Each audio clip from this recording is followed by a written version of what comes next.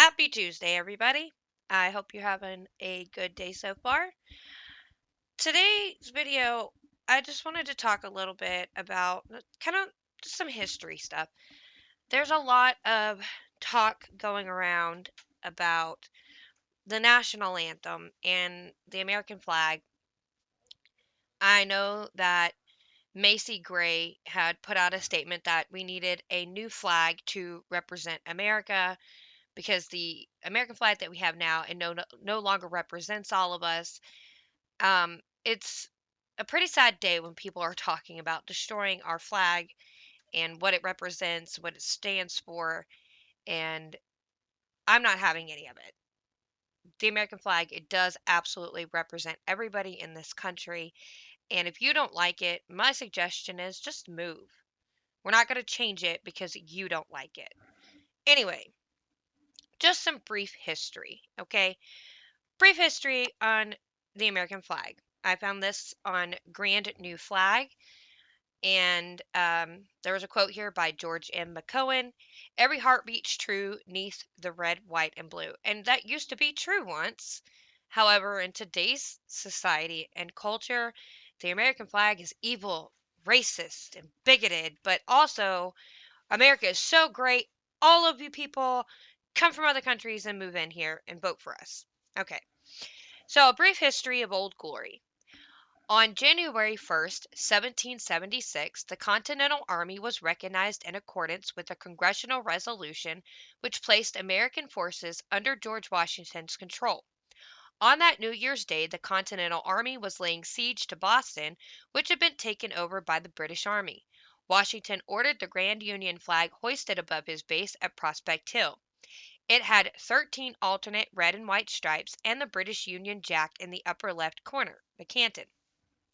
On June 14th, 1777, to establish an official flag for the new nation, the Continental Congress passed the first Flag Act, resolved that the flag of the United States be made of 13 stripes, alternate red and white, that the Union be 13 stars, white in a blue field, representing a new constellation.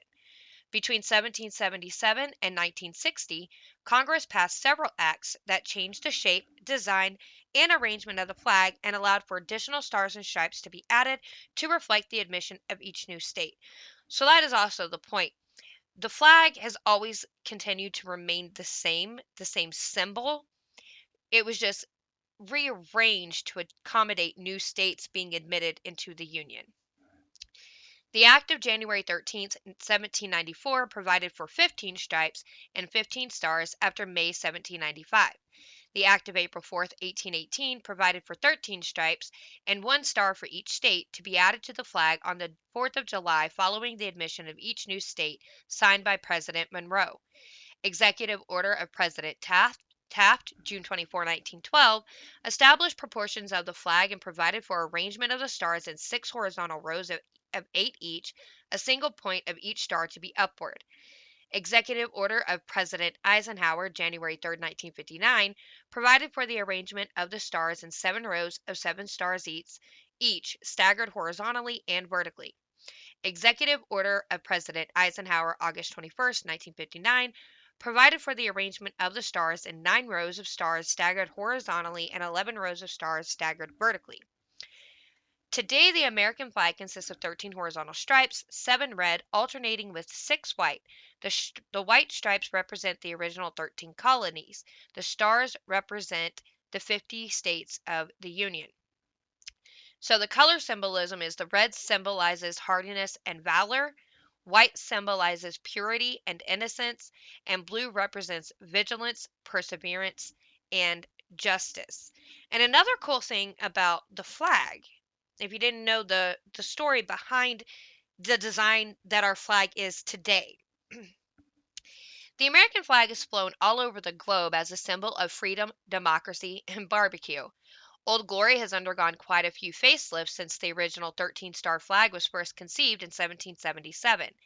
However, the modern-day design of our flag's iconic stars and stripes just might have the most incredible origin story of all. Robert G. Heft designed the modern 50-star American flag in 1958 when he was a 17-year-old high school student. According to the Dwight D. Eisenhower Presidential Museum, Heft devised the flag as a class project while living with his grandparents in Lancaster, Ohio. He received a B and he received only a B- grade for his design. Apparently, his teacher assumed that Heft had mistakenly added an extra two stars. Alaska and Hawaii had not yet become states, and penalized his project grade accordingly. In fact, Heft had anticipated the addition of Alaska and Hawaii and adjusted his design to include them. Unsatisfied with his grade, Heft decided to strike a deal with his teacher, Stanley Pratt. The terms were these: if Heft submitted his 50-star flag design to Congress and it was selected as the nation's new flag, Pratt would consider boosting Heft's grade.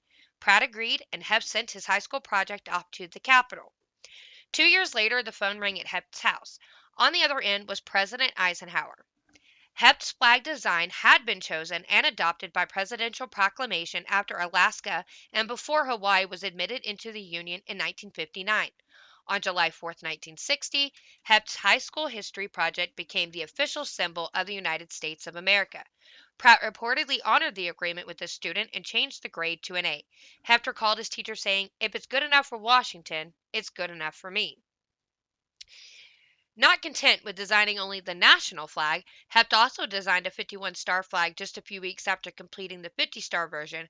Before Heft died in 2009, he gave this flag design to Representative Clarence Miller of Ohio to propose in the event that a new state be added to the Union.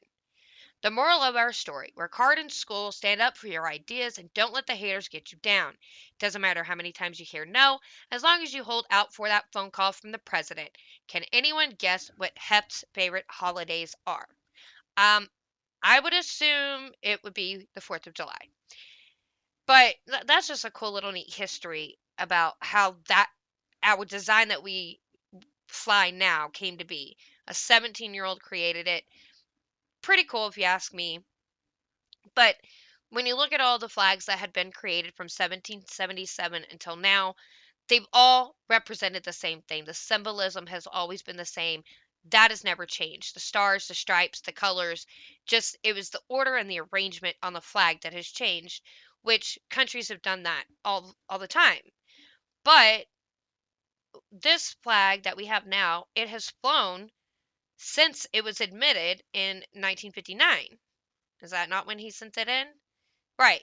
So since 1960, actually, we've had the same flag, and there's no reason to change it now. The argument is that they talked about the Confederate flag and how it represented slavery, and so that that should no longer represent the South.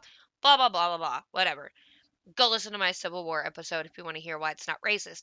However, you could also make the same argument for the American flag, that it was a symbol of slavery because it was flown over the country when slavery was an institution here in America. But that's not what it represented. Just because mistakes were made and things were done in this country that should not have ever been done, we are looking through the lens of now, and we're judging the past based on what we know today. And you can't do that because it was a different time then.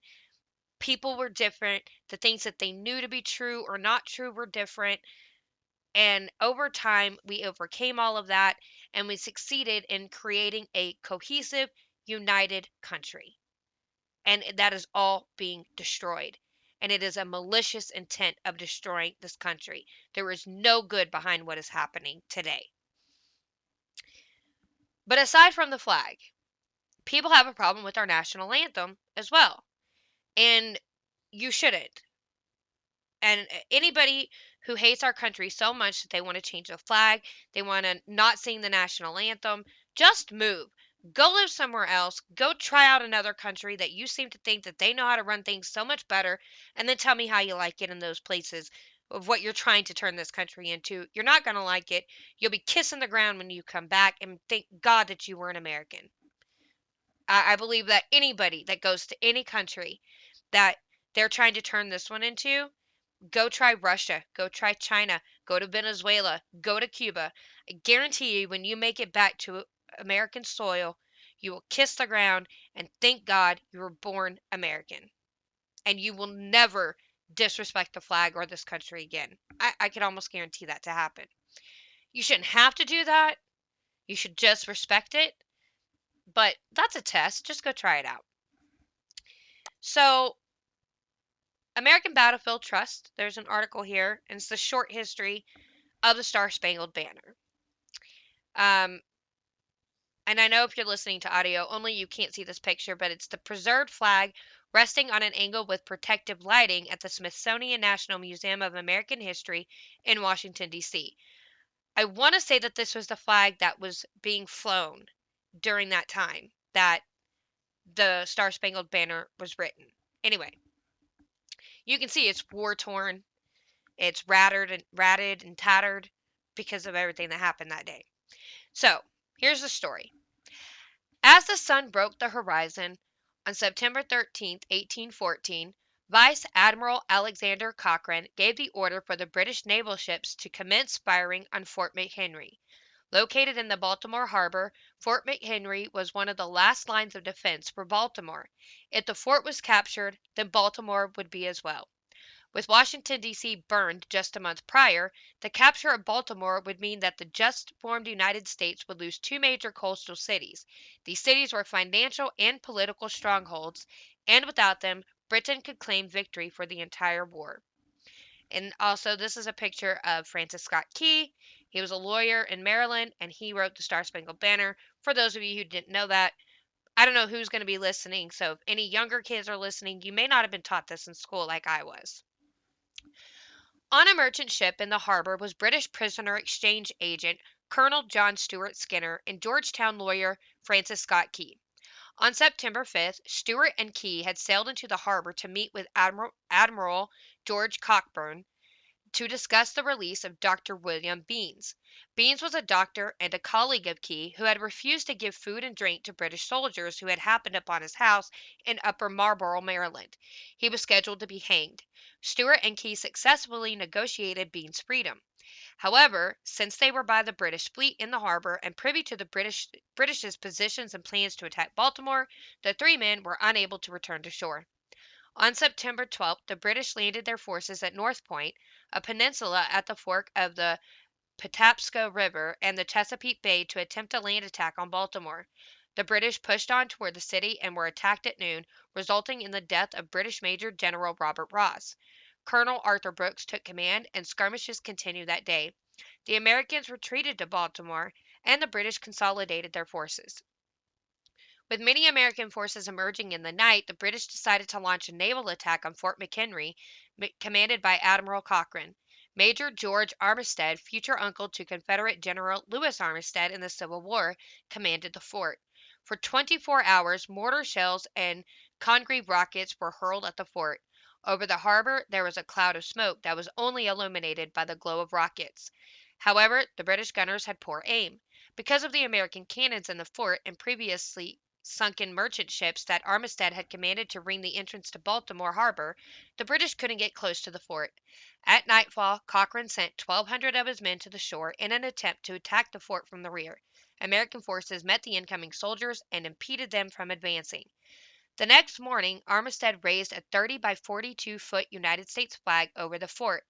Customarily, this garrison flag was raised every morning at revel, but after a night of fighting, this action took on a new meaning. The British, equally fatigued after the long fight and running low on ammunition, noted that they could not overtake the fortifications of Fort McHenry. Beans, Key, and Stuart were sent back to the Maryland shore, and the British retreated and set off for New Orleans. And here's a picture of the battle. Throughout this battle, Key was in the harbor hearing cannon fire and the booms of explosives. After the hours of bombardment and the fear that the British could overtake the fort and head to Baltimore, Key awoke to a proud display of American patriotism and assembled that they were not going to stop fighting. That morning, he wrote notes for a future poem about this event. Later that week, he finished the poem, Defense of Fort McHenry. On September 20th, the Baltimore Patriot published Defense of Fort McHenry. Francis Scott Key's brother-in-law set the poem to music, and the combined poem and music was published under the name The Star-Spangled Banner. After it was published, the Star-Spangled Banner became one of the many patriotic songs sung throughout the country. After 1889, it accompanied the flag raisings by the Navy. President Woodrow Wilson adopted the song as a de facto national anthem in 1916, but did not codify this ruling. In 1929, House Resolution 14 was presented to Congress to name the Star-Spangled Banner as the official national anthem to the United States. There were many objections to this resolution. One objection was that the tune of the Star-Spangled Banner was taken from the song to Ana Anacreon to Heaven. I don't know what that says. Can't I've never seen that word. Yes. Anyway, the song was the theme. If you know how to say it, audio only is Anacreon. I don't know how to pronounce it. I'll look it up later. The song was the theme for the Society of Anacreon, maybe, which was active between 1766 and 1791. The Society of Anacreon was a gentlemen's club that meet monthly to listen to music of questionable taste and to socialize. Ralph Tomlinson wrote the lyrics, and John Stafford Smith composed the melody in 1788 and 1780, respectively. The song alluded to alcohol consumption and love in the last line of the first stanza. I'll instruct you like me to entwine the myrtle of Venus with Bacchus's wine. Even though only the tune was used, some members still saw it risque that the two songs could be intertwined. Other objections included the difficulty of this song to sing and play, the inability to dance or march to the song, and it was too military centric. The resolution did not pass until it was reintroduced to Congress in 1930. It was officially adopted by law on March 3, 1931. Other songs that were possible contenders for the position as a national anthem were Hail Columbia, My Country 'Tis of Thee, and America the Beautiful. I don't know what Hail of Columbia is. I've never heard of that. Um, My Country 'Tis of Thee and America the Beautiful, while they are really good songs, and it's probably because we know the Star Spangled Banner to be the national anthem, I can't imagine any other song in its place. And that's obviously because that's what we know, but even still, I can't imagine either of those two songs being the national anthem. I don't think they have the same power behind it, the same kind of. I'll have to look up the stories behind how those songs were written, but it just to me doesn't seem to have the same power and vigor and fight behind the song and the meaning of it. The flag itself was sewn by Mary Pickersgill. Major Armistead was assigned to command Fort McHenry in June 1813. He commissioned the Baltimore-based flag maker to sew two flags, one that is 17 by 25 feet and one that is 30 by 42 feet. The flags were so large that she sewed them with her daughter Caroline, two nieces Eliza Young and Margaret Young, and an indentured African American servant, Grace Wisher, on the floor of a nearby brewery. In addition, there were potentially other workers that helped with this behemoth project that have not been recorded. The larger of the two flag dwarfs the standard size of garrison flags today that measure 20 by 38 feet. As per the Second Flag Act that was ratified on January 3, 1794, there were 15 red and white stripes and 15 white stars and a field of blue on the flag. The additional two stripes represent Vermont and Kentucky, who entered the Union in 1791 and 1792 respectively. It wasn't until April 4, 1818, with the Third Flag Act, that the number of stripes were reduced back to 13 and the number of stars on the flag equate to the number of states in the Union. After the war and before his death in 1818, Major George Armistead, who was later promoted to lieutenant colonel, acquired the large flag. The flag was passed down within the family until Eben Appleton, Armistead's grandson, donated the flag to the Smithsonian Institute in 1912. Between Armistead's acquisitions of the flag and the Appletons' donation, pieces of the flag had been cut off and sent to veterans, government officials, and other prominent figures. In 1914, Amelia Fowler, a flag restorer, was hired by the Smithsonian to help stabilize the fragile flag while it was on display.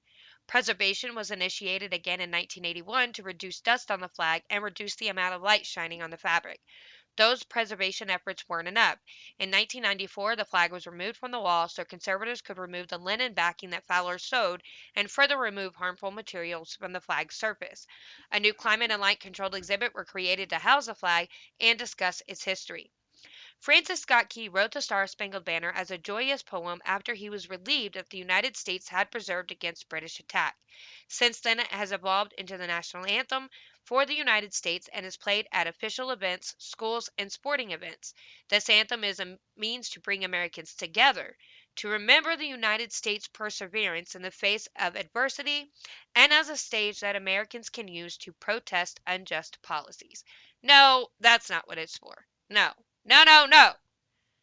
It's only meant to bring us together, to unite us under one nation, under God, indivisible. That's it.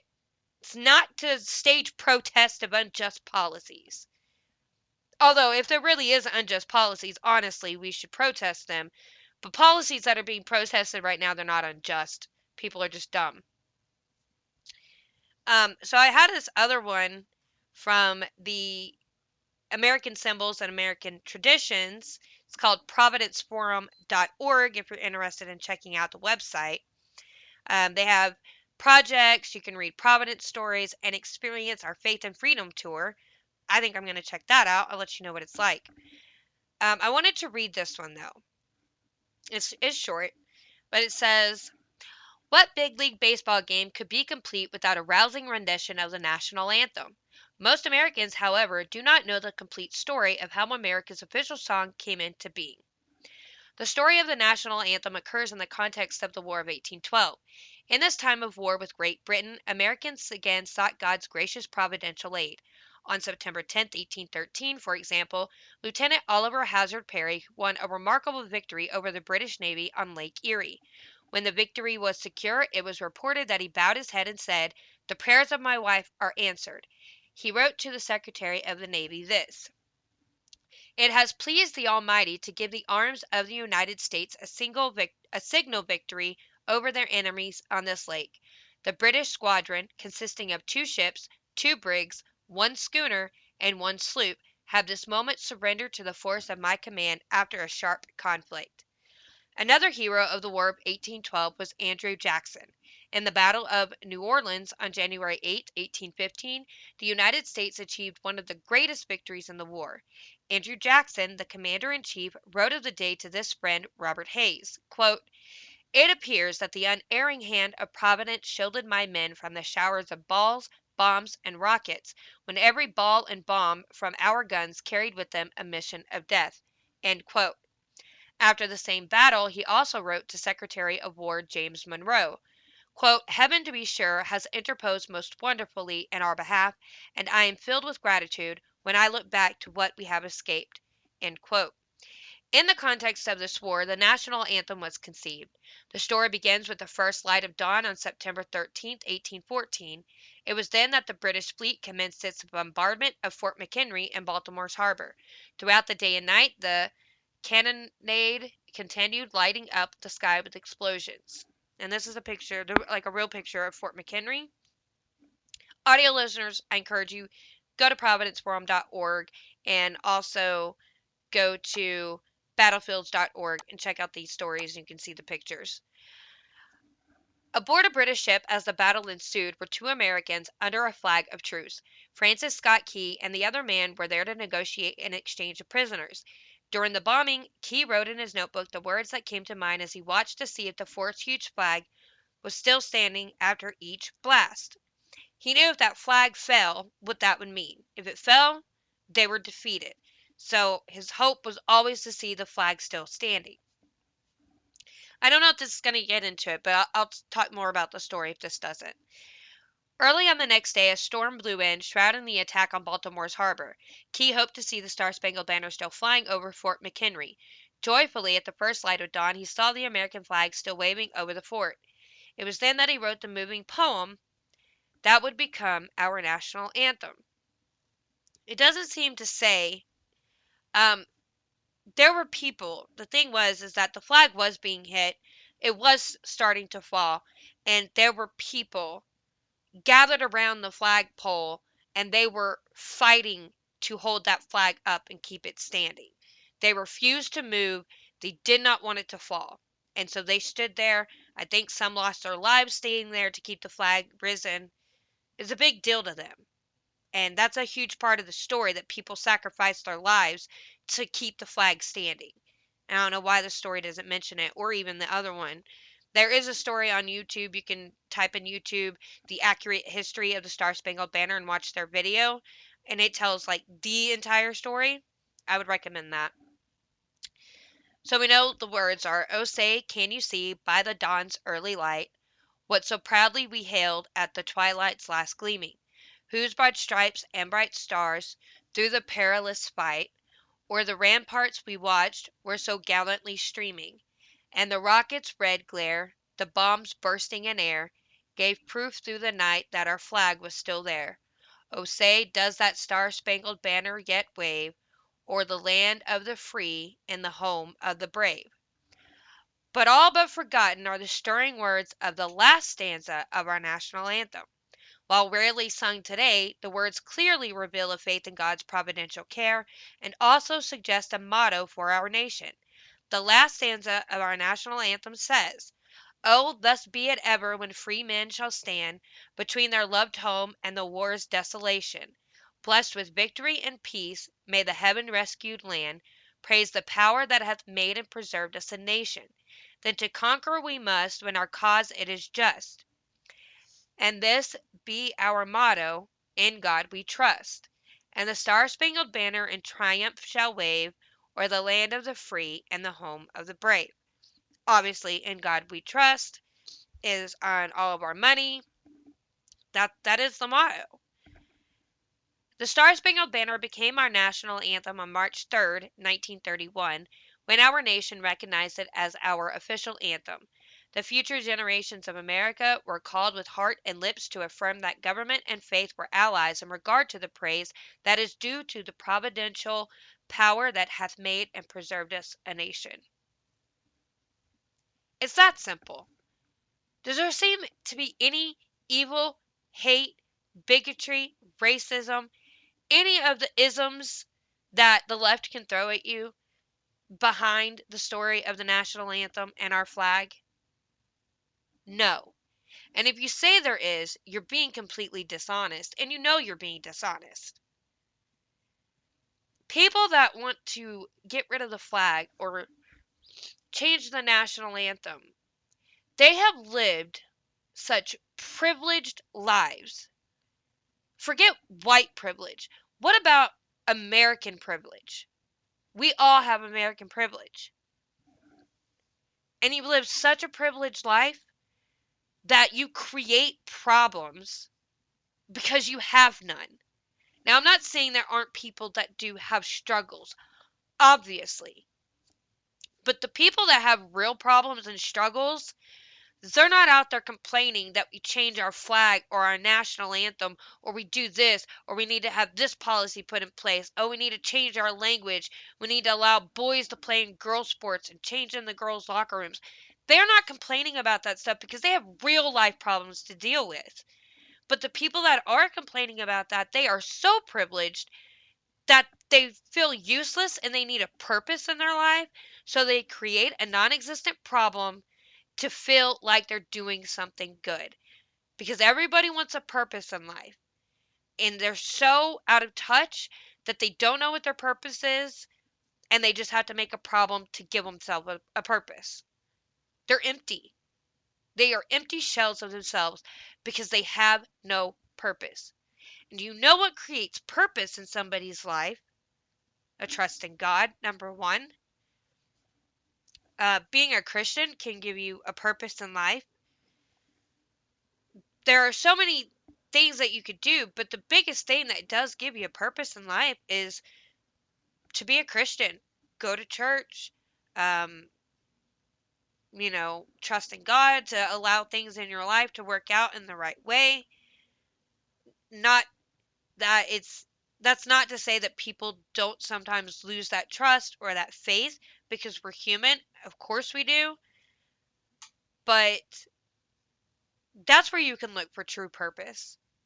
But there, even aside from that, even if you're not religious, I think that is the best route to purpose in life. But you can find purpose in life. Help people. Like, actually help people. Don't just make up problems to feel like you're actually helping, because really all you're doing is destroying and tearing things down. You're not making things better by being out there and doing what you're doing. BLM, Antifa, all these rioters and protesters, whether they believe what they're saying or they're just saying it because they're dishonest and they just want to tear things up and steal things, no matter what side they fall on, you're not helping anything and you're making things so much worse. Start looking at life through a lens of American privilege instead of being divisive and saying that all white people just have this privilege that no one else is afforded. It's not true, because we all have American privilege. Be thankful you were born in the greatest country on earth. You could have been born elsewhere. You could have had to escape communism or, persecution somewhere. You could have been one of those people. But God saw fit to allow you to be born in the most prosperous, tolerant, acceptable, and glorious country in the world. And you hate it so much. And that I don't understand. My mind cannot comprehend anybody who hates this country as much as we are seeing today. I'm going to end it there. I just wanted to talk about that and why we should continue to always respect our flag, never change it, never forget it, never forget the story behind it. Don't forget the national anthem, don't change it. Nothing needs to be changed. What needs to be changed are people's hearts, people's minds, not the symbol that we carry that symbolizes freedom of this nation. That doesn't need to be changed. People need to change. You can join me on my Facebook, Lauren Collins. I just got to say something. Look me up on Google Podcasts, Pandora, Stitcher, Spotify, Anchor. Join my subreddit, Gotta Say Something, or Just Gotta Say Something, sorry. And you can email me, gotta say something 21@gmail.com. I'd love to hear from anybody that listens. If you have a question, if you have a story you want me to talk about, anything at all. Excuse me. Also, please leave a comment, like this video, share it, subscribe to my channel. I would greatly appreciate it. And as always, please check out my friends, The Scott Ford Show, Isaac Hayes at The Cajun Conservative, and his Christian podcast, Brothers Just Searching, my friend Christy at The Lennar Score on Facebook, and Christy's Closet with the K on YouTube, and TV's Rob is Unwoke. They're great people, and I think you'll like them too. And go check them out. Leave them a like, subscribe to their podcast, interact with them. I think they'd really like it. Anyway, I hope you have a good rest of your day, and I will see you tomorrow. God bless.